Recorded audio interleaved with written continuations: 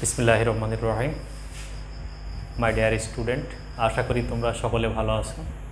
আমি তোমাদের দোয়ায় আল্লাহর অশেষ রহমতে ভালো আছি। আজকে এই অনলাইন ক্লাসে তোমাদের সামনে আবার উপস্থিত হতে পেরেছি, তার জন্য থ্যাঙ্কস টু আল্লাহ, তাই না? যে আমরা এই মহামারী, যেটা অতি মহামারী অতিক্রম করছি, সেই মহামারীতে আমরা একে অপরে যে সুস্থ আছি, সেই সুস্থতাটাই আমাদের সব থেকে বেশি গুরুত্বপূর্ণ আমাদের জন্য, আল্লাহর নিয়ামত, রহমত যেটাই বলি আমরা। তো যাই হোক, এখন বেঁচে থাকতে হলে আমাদের পড়ালেখা চালিয়ে যেতে হবে, তাই না? বেঁচে থাকতে হলে আমাদের পড়ালেখা চালিয়ে যেতে হবে। যেহেতু আমরা এখনও বেঁচে আছি, আমাদের সামনে ভবিষ্যৎ আছে, তাহলে সেই অর্থে আমাদের পড়ালেখা চালিয়ে যেতে হবে। এখন এই পড়ালেখা কেন করব আমরা? পড়ালেখা কেন করব? এই পড়ালেখার উদ্দেশ্য কী? তাহলে দেখা যাচ্ছে যে আমরা যে কোনো কাজ করতে গেলে শিক্ষাবিহীন কোনো কাজ কিন্তু আমরা করতে পারবো না। যে কোনো কাজ করার জন্য আমাদের হচ্ছে শিক্ষার প্রয়োজন। তো শিক্ষা কিভাবে আসবে আমাদের মধ্যে? লেখাপড়া বা পড়াশোনা বাদে কোনো শিক্ষা আমাদের মধ্যে আসতে পারে না। সে যে কোনো ধরনের কাজ হোক, যে কোনো ধরনের কর্ম হোক, যে কোনো ধরনের কথাবার্তা, আচার আচরণ, সব কিছু আমরা শিক্ষার মাধ্যমে অর্জন করে থাকি। শিক্ষা বাদে, শিক্ষা ব্যতি রেখে কোনো বা পড়াশোনা ব্যতি রেখে কোনো শিক্ষা আমাদের অর্জন করা সম্ভব নয়। তাই পড়াশোনা করেই যেতে হবে আমাদের, তাই না? আজকে আমরা দেখি যে বিশ্বের ভালো ভালো খেলোয়াড়, ফিল্ম স্টার, এদের জীবন কাহিনী যদি দেখতে যাই আমরা, তাদের পিছনে দেখা যাবে কঠোর পরিশ্রম, একাগ্রতা, শিক্ষা, লেখাপড়া, এগুলো ছাড়া কিন্তু কেউ কোনো দিন এই স্টার হতে পারেনি। তো সেই ক্ষেত্রে আমরা একজন স্টুডেন্ট হিসাবে, একজন শিক্ষক হিসাবে আমাদের সর্বপ্রথম যে কাজটা, সেটা হচ্ছে পড়া, পড়া এবং পড়া। আমাদের ইসলাম ধর্মেরও সর্বপ্রথম যে নির্দেশটা আল্লাহর পক্ষ থেকে আমাদের মানুষের উপরে রাসূলুল্লাহ সাল্লাল্লাহু আলাইহি ওয়াসাল্লামের মাধ্যমে এসেছে, সেটাও হচ্ছে যে ইকরা, অর্থাৎ পড়ো। তাহলে পড়া বাদে কোনো জ্ঞান অর্জন করা সম্ভব নয়, ঠিক আছে? তাহলে সেই পড়ার ধারাবাহিকতায় আমাদের যে মহামারী বা অতি মহামারী চলছে, আমরা পড়াশোনা থেকে একটু দূরে সরে গেছি, এবং সেই সরে যেয়ে যেন আমরা বইপত্র ভুলে না যাই, সেই প্রয়াসে আমি মাঝে মাঝে তোমাদের সামনে উপস্থিত হই। হয়তোবা কখনো বিরক্তির কারণ হয়ে যায়, তাই না? যে বেশ আসি, আবার কেন এই লেখাপড়া। তো যাই হোক, বিরক্তি হলেও তোমরা যদি একটু এইগুলোকে ফলো করো, তাহলে দেখা যাবে যে আমরা অন টাচ থাকতে পারছি, সেই উদ্দেশ্যেই। তো আজকে আমাদের আলোচনা আছে হলো গড় মুক্ত পথ, অর্থাৎ mean free path, the free path of molecules. তো মলিকুলস অফ গ্যাস। তো গ্যাসীয় পথের ক্ষেত্রে আমরা দেখেছি গ্যাসীয় পদার্থ সব সময় হচ্ছে কি একটা নির্দিষ্ট গতিশক্তিতে থাকে। তাপমাত্রা, সেই তাপমাত্রার কারণে যে শক্তি বা গতিশক্তি সৃষ্টি হয়, সেই গতিশক্তিতে সর্বদা সে ছুটাছুটি করতে থাকে। তাহলে এই ছুটোছুটি যখন করে, তখন গ্যাস তো কোনো পাত্র ছাড়া রাখা সম্ভব না। তাহলে যে পাত্রে আমরা গ্যাসীয় পদার্থগুলো রাখি, সেই পাত্রে কণাসমূহ কী থাকে, একটা নির্দিষ্ট দূরে দূরে অবস্থান করে। তাহলে একটা কণা আর একটা কণাকে গিয়ে ধাক্কা দেয়, কলিশন তৈরি হয়, আর একটা কণা আর একটা কণাকে ধাক্কা দেয়, সব সময় ছুটোছুটি করতে থাকে। এই ছুটোছুটির সময় একটা কণা আর একটা কণাকে যে ধাক্কা দেয়, তাহলে এই যে সংঘর্ষের মাঝের যে দূরত্বটুকু, সেই দূরত্বটুকু হচ্ছে একেবারে বাধাহীন পথ। দুইটা সংঘর্ষের মাঝের যে পথটা, সেই পথটা হচ্ছে একটা বাধাহীন পথ, নির্বাধ পথ। এই পথটাকে বলা হয় মুক্ত পথ, এই পথটাকে বলা হয় মুক্ত পথ। এবং একটা মুক্ত পথের জন্য যে সময়, সেই সময়টাকে বলা হয় রিল্যাক্সেশন টাইম। দুইটা সংঘর্ষের মধ্যবর্তী দূরত্ব যেটা, সেই দূরত্বটাকে বলবো আমরা ফ্রি পাথ বা মুক্ত পথ, আর মধ্যবর্তী সময়টাকে বলবো আমরা রিল্যাক্সেশন টাইম, রিল্যাক্সেশন টাইম। তো আজকে আমাদের আলোচ্য বিষয় হচ্ছে গড় মুক্ত পথ, গড় মুক্ত পথের রাশিমালা। তো গড় মুক্ত পথ দেখতে গেলে আমরা যেটা পাবো, আজকে যে রাশিমালা, আমাদের উদ্দেশ্য যেটা, গড় মুক্ত পথকে যদি আমরা ল্যামডা দ্বারা প্রকাশ করি, তাহলে বলছে lambda is equal to 1/π sigma square X, যেখানে পাই তো আমরা জানি 3.14, আর সিগমা হচ্ছে প্রত্যেকটা গ্যাস অণুর ব্যাস। যে গ্যাসীয় পথের যে কণাগুলো আছে, হ্যাঁ, সেই মলিকুলস যেগুলো, সেই মলিকুলসের ব্যাস হচ্ছে আমাদের সিগমা, আর এক্স হলো number of molecules per unit area, unit volume, একক আয়তনে গ্যাস অণুর সংখ্যা। এটাও একটা দুইটা হচ্ছে আমাদের সমীকরণ প্রতিপাদন করব। তো অ্যাজ ইউজুয়াল ইকুয়েশন হিসাবে আমাদের প্রথম সমীকরণটা সকল বইয়ে প্রতিপাদন করে দেওয়া আছে, কিন্তু গ্যাস অণুসমূহের ক্ষেত্রে দেখা যায় এর যে গড়মুক্ত পথ, এই গড়মুক্ত পথ গ্যাসের তাপমাত্রা, চাপ এদের উপরে নির্ভর করে। তাহলে তাদের সাপেক্ষে যে রাশিমালা সেটাও আমরা প্রতিপাদন করে দেখব। চলো এই গড়মুক্ত পথের রাশিমালা প্রতিপাদনে আমি তোমাদের সাথে আছি, doctor Alibuddin, lecturer physics, Saiyeduddin degree college. তো গ্যাসীয় পথের কণাসমূহ কেমন থাকে? এইরকমভাবে কণাসমূহ বিক্ষিপ্তভাবে পদার্থের মধ্যে এইটা যদি একটা পাত্র হয়, গ্যাস পাত্রের মধ্যে কণাসমূহ এইভাবে বিক্ষিপ্তভাবে অবস্থান করে।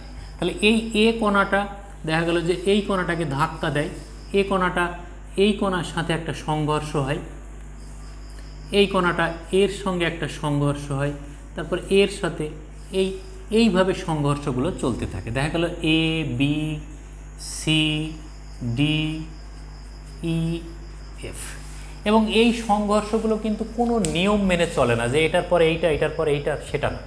দেখা গেল যে কণাগুলো তো গোলাকৃতি, তাহলে ওই গোলাকৃতি কণার উপরে কোন জায়গায় এসে আঘাত করছে, কত কোণে একে অপরের সঙ্গে আঘাতটা হচ্ছে, তার উপরে নির্ভর করে পরবর্তী গতিপথ তার নির্ধারিত হবে। যারা ক্যারাম বোর্ড খেলা জানো তারা স্ট্রাইক দিয়ে গুটিতে আঘাত করলে যেমন গুটিটা কোন দিকে যাবে সেটা নির্ভর করবে কি, কোথায় তার আঘাত করব আমরা সেটার উপরে।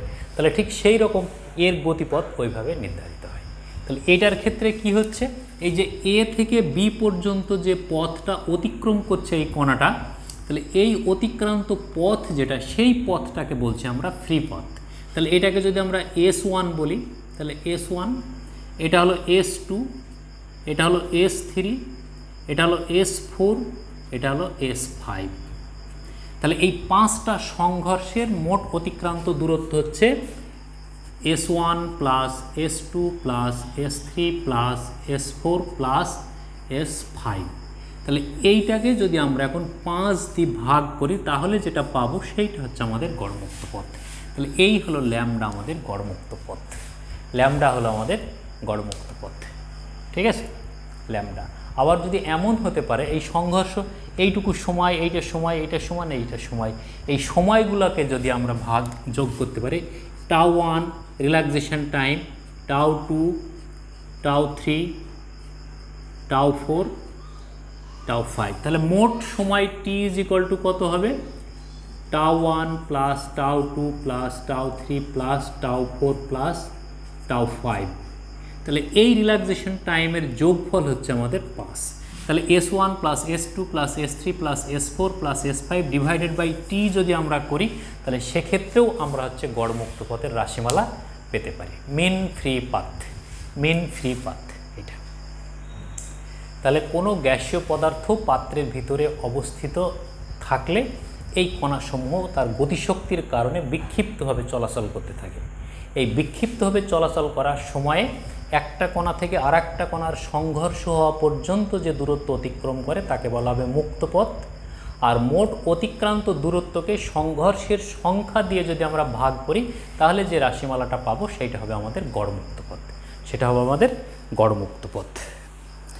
তাহলে ল্যামডা হচ্ছে মোট অতিক্রান্ত দূরত্ব ডিভাইডেড বাই সংঘর্ষের সংখ্যা, মোট অতিক্রান্ত দূরত্ব ডিভাইডেড বাই সংঘর্ষের সংখ্যা, মোট অতিক্রান্ত দূরত্ব ডিভাইডেড বাই সংঘর্ষের সংখ্যা। তাহলে একটা কণা যদি সোজা পথে চলে, সোজা পথে চলার সময় তার যদি 10টা সংঘর্ষ হয় তাহলে এই সোজা পথের দৈর্ঘ্য যদি L হয়, এই দূরত্বটা যদি L হয় এবং সব কণাগুলো এই বরাবর চলছে, তাহলে চলতে যেয়ে যদি 10টা কণার সাথে সংঘর্ষ হয় তাহলে lambda is equal two L/10, এইটা হবে আমাদের তখন lambda is equal two L/10। তাহলে যত কণা থাকবে প্রত্যেকটার সাথে সংঘর্ষ হয়ে যদি যায় তাহলে সংঘর্ষের সংখ্যা, কণার সংখ্যা সমান সংঘর্ষের সংখ্যা, ঠিক আছে।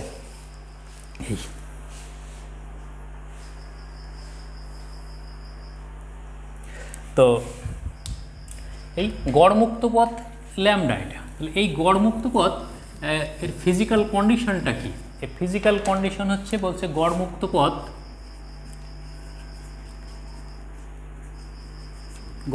পথ নির্ভর করে গ্যাসের পরম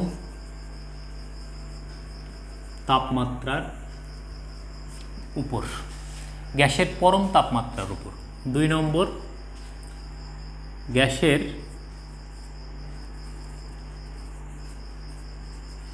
চাপের উপর।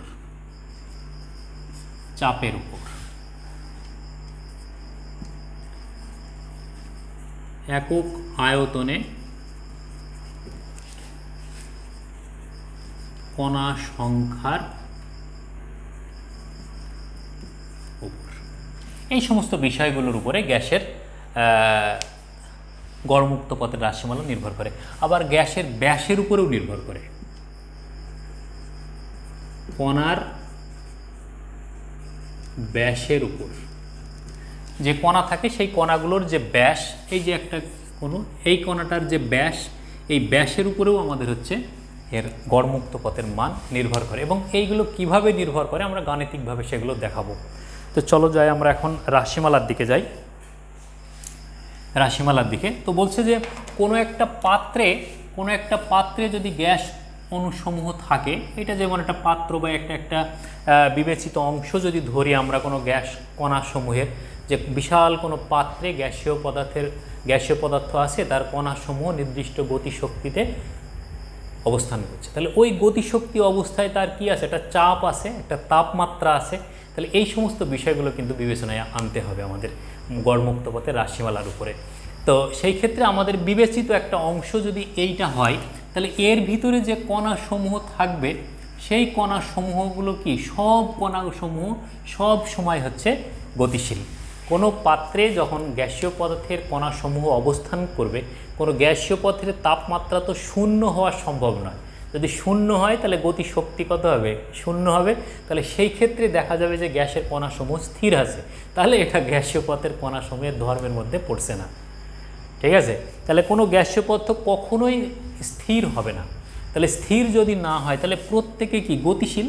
এই প্রত্যেকে গতিশীল অবস্থায় যদি আমরা এর গড়মুক্ত পথ নির্ণয় করতে চাই, তাহলে সেটা হবে কি? ইম্পসিবল, সম্ভব না।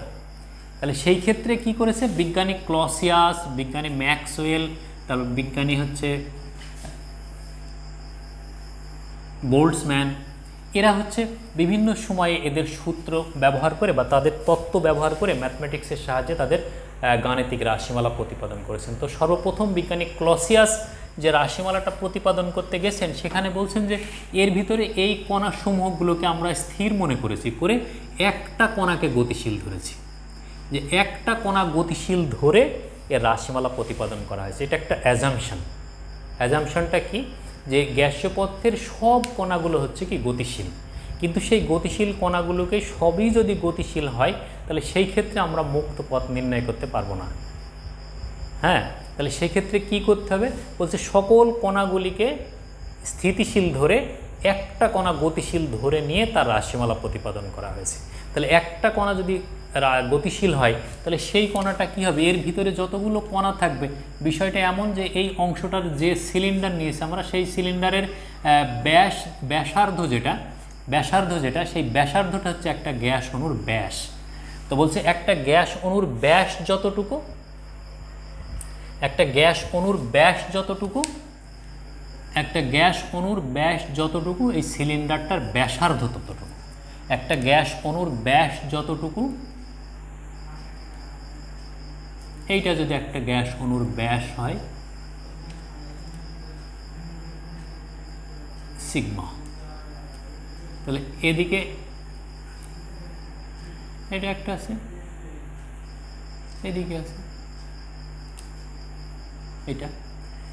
তাহলে এর ভিতরে এই যদি আমরা এরকম নামকরণ করে দিই এ বি সি, তাহলে এক্ষেত্রে কী করেছি আমরা? এল দৈর্ঘ্যের একটা সিলিন্ডার নিয়েছি। এই সিলিন্ডারটার ভিতরে অসংখ্য কণা আছে। সেই কণাগুলোর ভিতরে যে গ্যাসীয় কণাগুলো আছে, সেই কণাগুলোর ব্যাস হচ্ছে সিগমা। এবং এই সিগমা কণার ব্যাসটা যদি এই সিগমা ব্যাসের কণাটা যদি এর ভিতর দিয়ে যায়, তাহলে এর ভিতরে যে সমস্ত গ্যাসীয় পদার্থগুলো আছে তাদের সাথে কি হবে, সংঘর্ষ তৈরি হবে। তাহলে সেই সংঘর্ষের জন্য কি পাবো আমরা, তার মুক্ত পথ পাবো আমরা। তাহলে সেই মুক্ত পথ নির্ণয় করতে যেয়ে আমরা একটা অণুকেই এর মধ্যে গতিশীল ধরেছি। তাহলে এখন ধরি আমরা এই সিলিন্ডারের দৈর্ঘ্য, সিলিন্ডারের দৈর্ঘ্য সমান L, একক আয়তনে অণু সংখ্যা,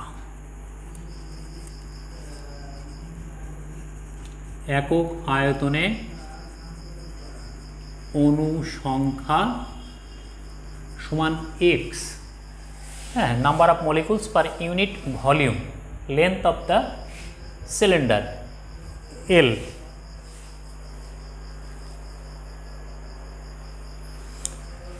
অণুর ব্যাস, প্রতিটি অণুর ব্যাস বা সিলিন্ডারের ব্যাসার্ধ, সিলিন্ডারের ব্যাসার্ধ সমান সিগমা। সিলিন্ডারের ব্যাসার্ধ আর হচ্ছে তোমার অণুর ব্যাস, এটা সমান কত, সিগমা। তাহলে এটা সিগমা। তাহলে এখন এর আয়তন কত, সিলিন্ডারের আয়তন,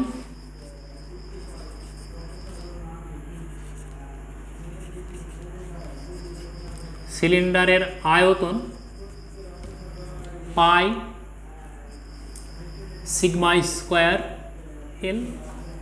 তাহলে অণু সংখ্যা কত, সিলিন্ডারে অণু সংখ্যা N is equal two pi sigma square L x। এইটা হচ্ছে এই সিলিন্ডারটার মধ্যে অণু সংখ্যা। তাহলে এই সিলিন্ডারের মধ্যে যতগুলো অণু আছে, তার মানে n সংখ্যক অণু আছে, এই n সংখ্যক অণুর প্রত্যেকটা অণুর সঙ্গে বিবেচিত কণাটা কি সংঘর্ষ তৈরি হবে। তাহলে এটাই হচ্ছে আমাদের number of collision, number of collision. এটাকে আমরা বলবো n সমান হচ্ছে number of collision, number of collision, ঠিক আছে। তাহলে n is equal two number of collision. তাহলে নাম্বার অফ কলিশন যেটা, এটাই হচ্ছে আমাদের অণুর সংখ্যা।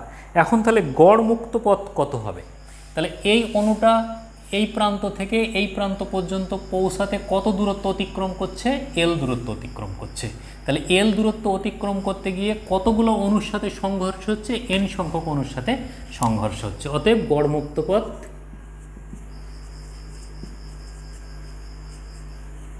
গড়মুক্ত পথ ল্যামডা ইজ ইকুয়াল টু তাহলে কত, L/N, L/N অতিক্রান্ত দূরত্ব ডিভাইডেড বাই সংঘর্ষের সংখ্যা, এইটা ইজ ইকুয়াল টু তাহলে L divided by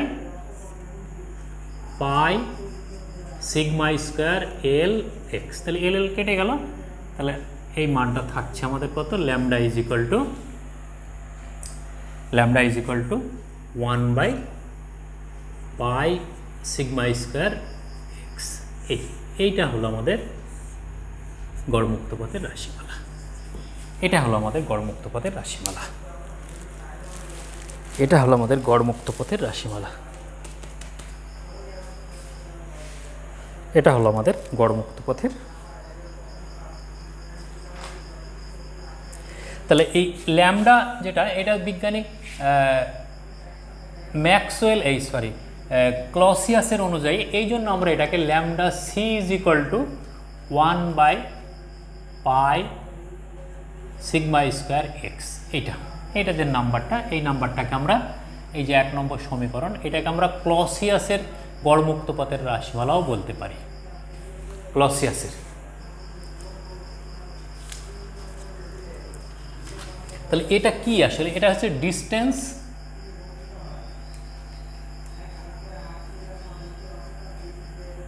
in a collision,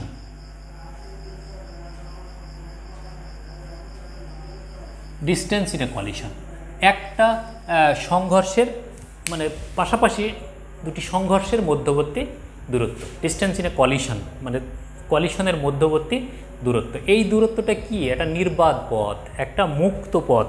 এই মুক্ত পথকে বলা হচ্ছে গড় মুক্ত পথ, তাই না? এই মুক্ত পথকে গড় মুক্ত পথ বলা হচ্ছে।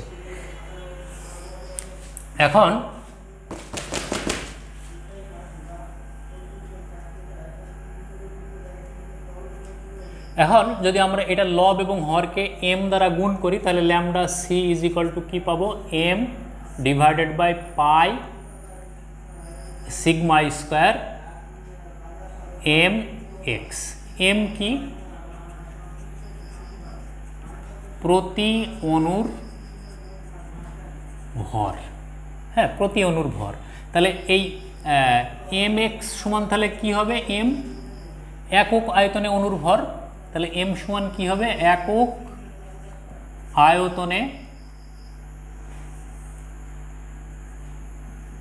আয়তনের অণুর ভর। তাহলে একক আয়তনের অণুর ভর মানে কি? রো, ঘনত্ব।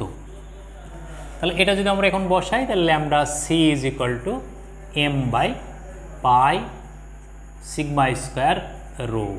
এটা 2 নম্বর সমীকরণ। তাহলে এটাও আমাদের গড় মুক্ত পথের রাশিমালা, এটাও আমাদের গড় মুক্ত পথের রাশিমালা।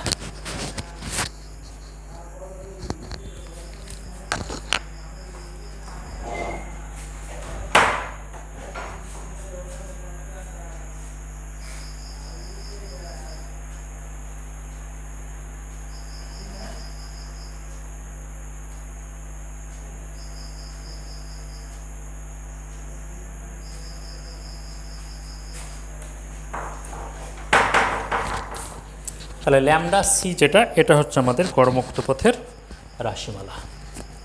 তাহলে এম কি? প্রত্যেকটা অণুর ভর। এম হলো প্রতি অণুর ভর। তাহলে প্রতি অণুর ভর এটা। তাহলে এখন আমরা এখানে কি বলতে পারি?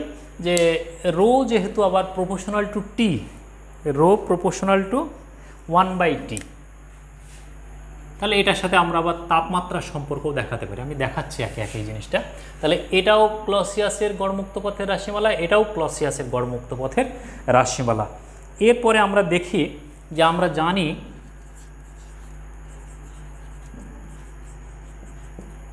PV is equal two RT. 1 মোল গ্যাসের জন্য পিভি ইজ ইকুয়াল, n মোল গ্যাসের জন্য PV is equal two nRT। তাহলে PV is equal two nRT যদি হয়, তাহলে এখন আমরা n সমান কি জানি? n is equal to m by m। তাহলে এটাকে যদি আমরা এইভাবে লিখি, তাহলে কি পাবো আমরা?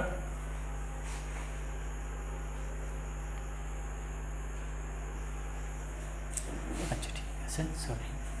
তাহলে এখন n by V is equal to, n by V is equal to P by R T, এইটা। তাহলে ভি আয়তনে n মোল গ্যাসের পরিমাণ, ভি আয়তনে। তাহলে এর মধ্যে অণু সংখ্যা কত হবে? তাহলে এই আয়তনের অণু সংখ্যা যদি আমরা এটাকে ওই অ্যাভোগাড্রোর সংখ্যা দ্বারা গুণ করি, অ্যাভোগাড্রোর number of Avogadro,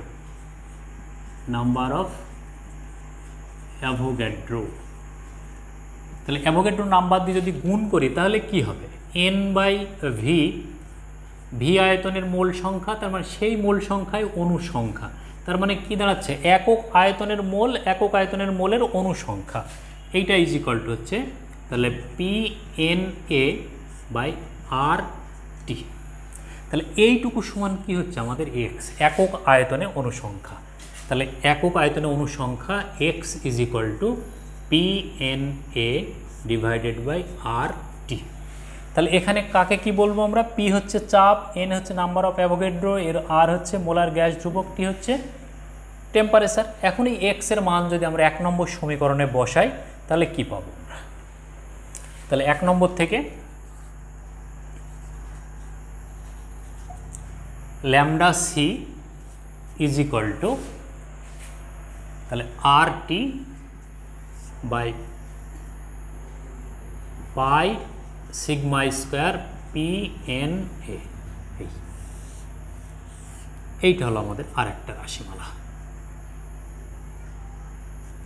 R T divided by pi sigma square ENA, এটা হলো 3 নম্বর। তাহলে এই 1 নম্বর 2 নম্বর 3 নম্বর প্রত্যেকটা সমীকরণই হচ্ছে আমাদের গড়মুক্ত পথের জন্য ক্লসিয়াসের রাশিমালা। এই 3টা সমীকরণই হচ্ছে আমাদের গড়মুক্ত পথের জন্য ক্লসিয়াসের রাশিমালা। ঠিক আছে, তাহলে ক্লসিয়াসের স্বাভাবিক রাশিমালা যেটা আমরা বইতে পেয়ে থাকি সেটা হচ্ছে 1 আর 2। 1 আর 2 আমরা বই থেকে পেয়ে থাকি, কিন্তু 3 নম্বর রাশিমালাটা আমরা বইয়ের বাইরে থেকেও দেখতে পারি, এবং এখানে এইটার থেকে আমাদের অঙ্ক আসে এবং অ্যাডমিশন টেস্টেও এটার থেকে কিন্তু আমাদের প্রশ্ন আসে, যে এই যে আমরা এখানে যেটা দেখিয়েছি। তাহলে এখন এই 1 2 3 এই সমীকরণগুলো থেকে আমরা যদি একটু অ্যানালাইসিস করি তাহলে যেটা দেখব সেটা হচ্ছে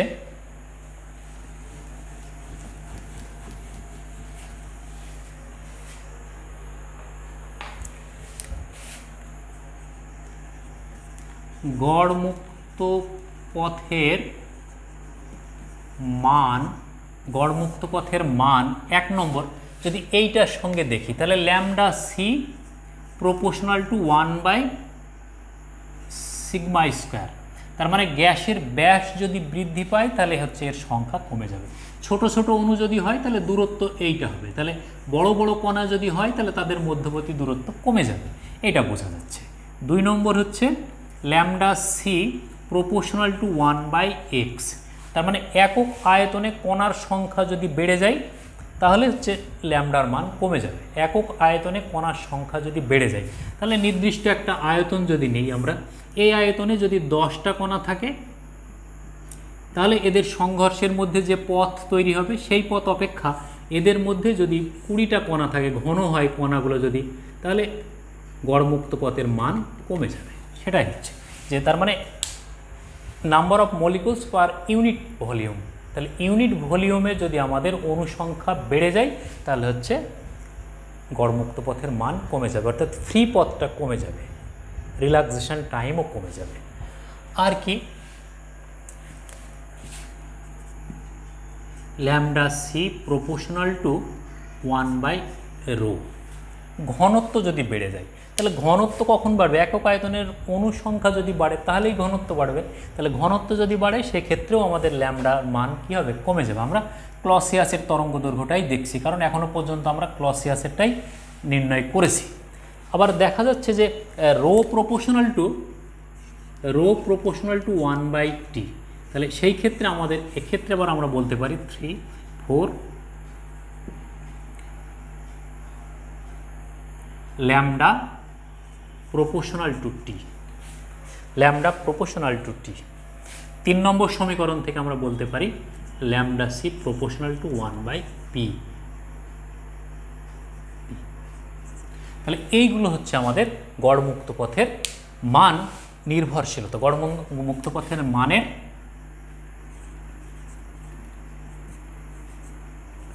নির্ভরশীলতা। তাহলে কি কি মান দ্বারা বা কোন কোন রাশি দ্বারা গড়মুক্ত পথ নিয়ন্ত্রিত হয় সেইটা আমরা হচ্ছে এইটা দ্বারা বলতে পারি। কি কি মান দ্বারা বা কোন কোন মান দ্বারা গড়মুক্ত পথের মান নিয়ন্ত্রিত হয়, গড়মুক্ত পথের মান নিয়ন্ত্রিত হয়, তাহলে এইগুলো আমরা সেখানে ব্যবহার করতে পারি। এখন এরপরে বিজ্ঞানী বোল্টজম্যান, তাহলে ক্লসিয়াস যেটা ধরলেন, ক্লসিয়াসের রাশিমালা অনুযায়ী আমরা যেটা পেলাম এই দুইটা রাশিমালা আমরা পেয়েছি, এটা হলো ক্লসিয়াসের রাশিমালা। তাহলে ক্লসিয়াসের রাশিমালা 1 2 3। এখন বিজ্ঞানী বোল্টজম্যান বলছে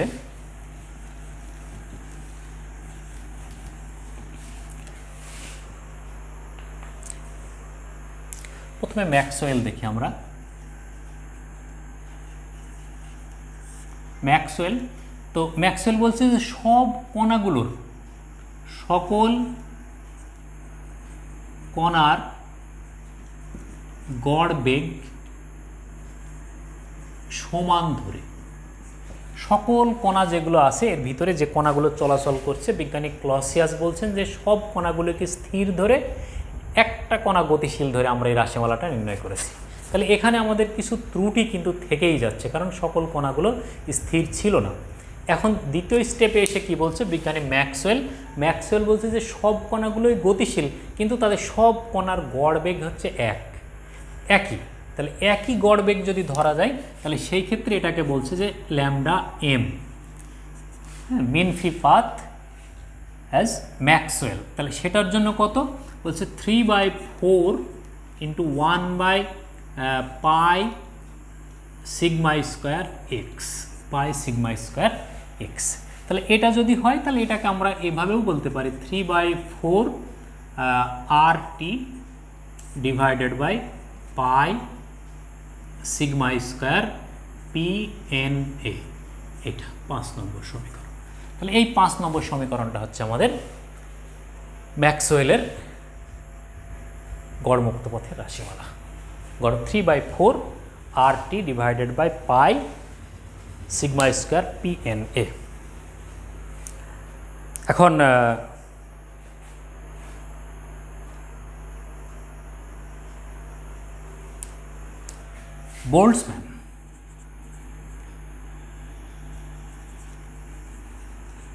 বোল্টজম্যান তার বেগ বন্টন সূত্র ব্যবহার করে এই বেগ বন্টন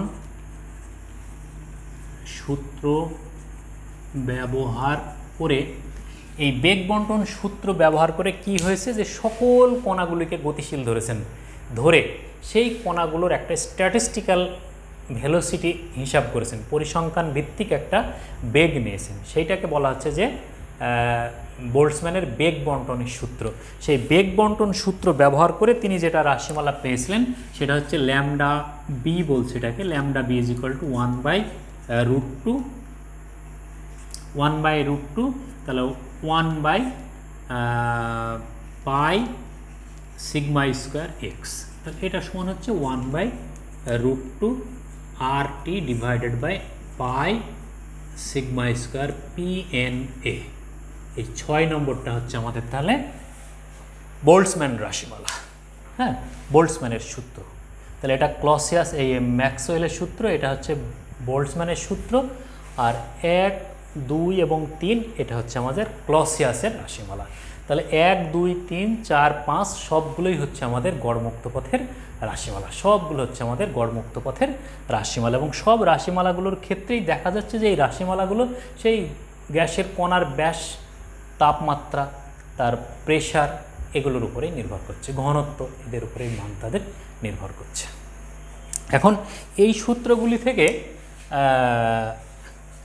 3, 4 ও 5 নম্বর থেকে ক্লসিয়াস, ম্যাক্সওয়েল এবং বোল্টজম্যান এদের মধ্যে একটা রিলেশন দেখানো যায়। সেটা বলছে যে lambda C is equal to, তাহলে কত হবে, lambda M divided by 0.75 is equal to lambda B by